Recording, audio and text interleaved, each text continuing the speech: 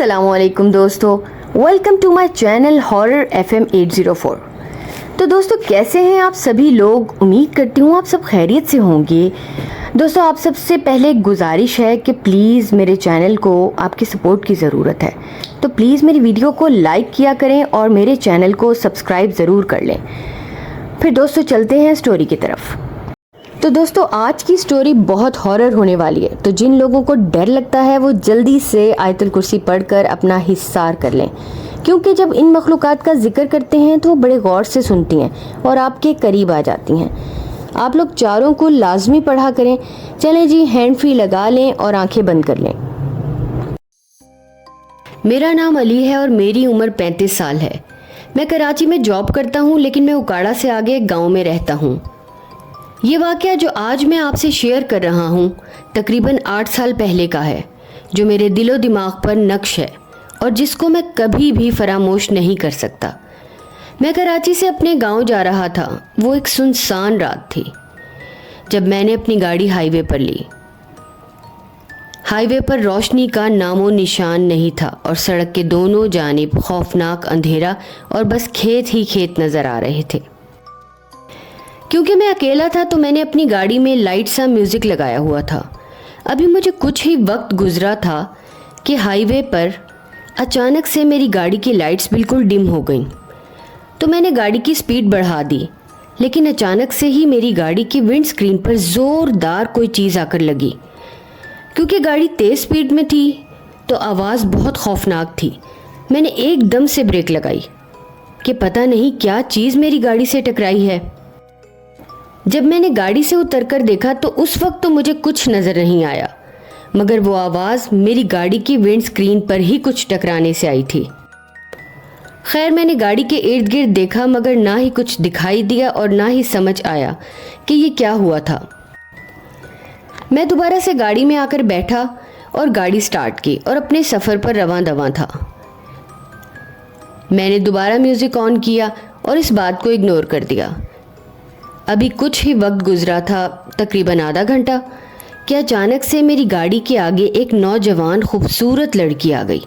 मैंने फ़ौरन से अचानक ब्रेक लगाई और गाड़ी का शीशा नीचे करके उस लड़की को कहा कि आपका दिमाग तो ठीक है, इस वक्त इस सुनसान हाईवे पर आप अकेली क्या कर रही हैं। उस लड़की की आंखें भीगी हुई थीं और बहुत डरी हुई थीं, जैसे कोई उसका पीछा कर रहा हो।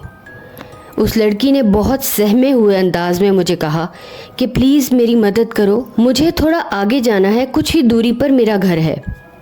पहले तो मैंने सोचा कि मैं क्यों किसी अनजान को गाड़ी में बिठाऊं, मगर दूसरे ही लम्हे ये ख्याल भी आया कि उस सुनसान रोड पर एक जवान लड़की को यूं अकेला छोड़ देना भी ठीक नहीं होगा, मुझे उसकी मदद करनी चाहिए। खैर मैंने उस लड़की को अपनी गाड़ी में बिठा लिया, मगर वो बार बार पीछे मुड़कर देख रही थी, जैसे मुसलसल कोई उसका पीछा कर रहा हो। मैंने अपनी गाड़ी के बैक व्यू मिरर में देखा तो मुझे तो बज़ाहिर कुछ नज़र नहीं आया, मगर उस लड़की का डर और खौफ देखकर मुझे अनजाना सा खौफ महसूस होने लगा था। मैंने सोचा कि ये लड़की इतनी खूबसूरत है तो शायद कहीं कोई गलत लोग ना इसके पीछे पड़ गए हों। कुछ ही देर बाद उस लड़की ने मुझे कहा कि यहीं गाड़ी रोक दो, बस यहीं। मैं परेशान हो गया। मैंने कहा क्यों?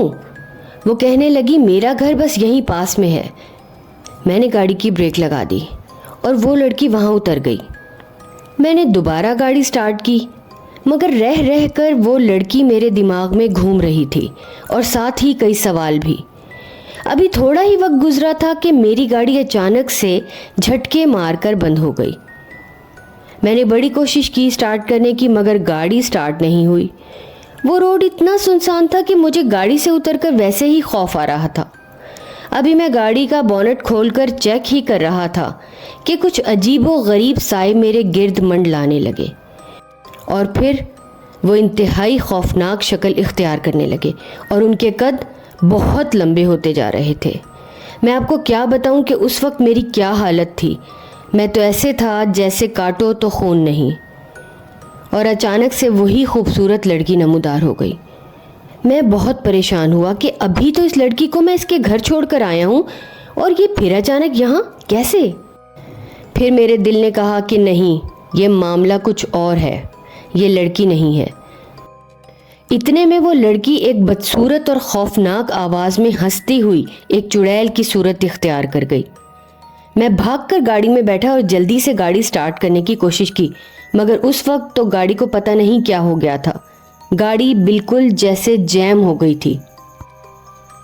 وہ چڑیل ہوا میں اڑتی ہوئی میری گاڑی کے بونٹ پر آ کر بیٹھ گئی اور زور زور سے چیخنے لگی، اور پھر ہنستے ہنستے مجھے کہنے لگی کہ آج تم میرا شکار بنو گے، میں تمہیں نہیں چھوڑوں گی۔ اس وقت مجھے لگ رہا تھا کہ بس میرا آخری وقت آ گیا ہے، مگر میں نے ہمت کر کے بآواز بلند آیت الکرسی پڑھنا شروع کر دی۔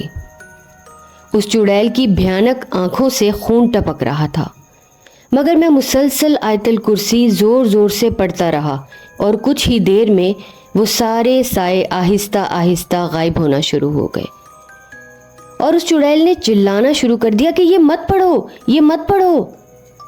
مگر میں نہیں رکا، اور وہ چڑیل کبھی لڑکی میں تبدیل ہو جاتی اور کبھی خوفناک چڑیل بن جاتی۔ پھر کچھ ہی لمحوں بعد وہ وہاں سے غائب ہو گئی، اور میں نے جلدی سے گاڑی کو سٹارٹ کیا، اور شکر ہے اللہ کا کہ میری گاڑی بھی اسی وقت سٹارٹ ہو گئی۔ بے شک اس کی مدد کے بغیر میں کچھ نہیں کر سکتا تھا۔ میں نے جلدی جلدی وہ سفر طے کیا اور اپنے گاؤں میں پہنچا۔ میں نے گھر جا کر یہ تمام واقعہ اپنے والدین کو بتایا۔ وہ بہت پریشان ہو گئے اور شکر ادا کرنے لگے کہ میں خیر و عافیت کے ساتھ گھر پہنچ گیا تھا، اور کہنے لگے کہ آئندہ رات کا سفر مت کرنا۔ میں نے اس رات کے بعد سے رات کا سفر کرنا چھوڑ دیا تھا۔ شکر الحمدللہ کہ وہ چڑیل مجھے کوئی نقصان نہیں پہنچا سکی، اور نہ ہی وہ خوفناک سائے جو اس چڑیل کے ساتھ تھے۔ آج بھی جب میں اس رات کو سوچتا ہوں تو میرے رونگٹے کھڑے ہو جاتے ہیں کہ کس طرح آیت الکرسی کی طاقت سے میں نے اپنے آپ کو اس خوفناک چڑیل سے بچایا۔ امید کرتی ہوں دوستو آپ کو میری یہ کہانی اچھی لگی ہوگی۔ اگر اچھی لگی ہے تو پلیز میری ویڈیو کو لائک اور میرے چینل کو سبسکرائب ضرور کریں، اور بیل آئیکن پر کلک کر کے آل نوٹیفیکیشن آن کرنا مت بھولیے گا۔ اپنا بہت سا خیال رکھیں اور دعاؤں میں یاد رکھیں۔ اللہ پاک ہم سب کو اپنی حفاظت پناہ امان میں رکھے اور ہر بری نظر اور شے سے بچائے، آمین۔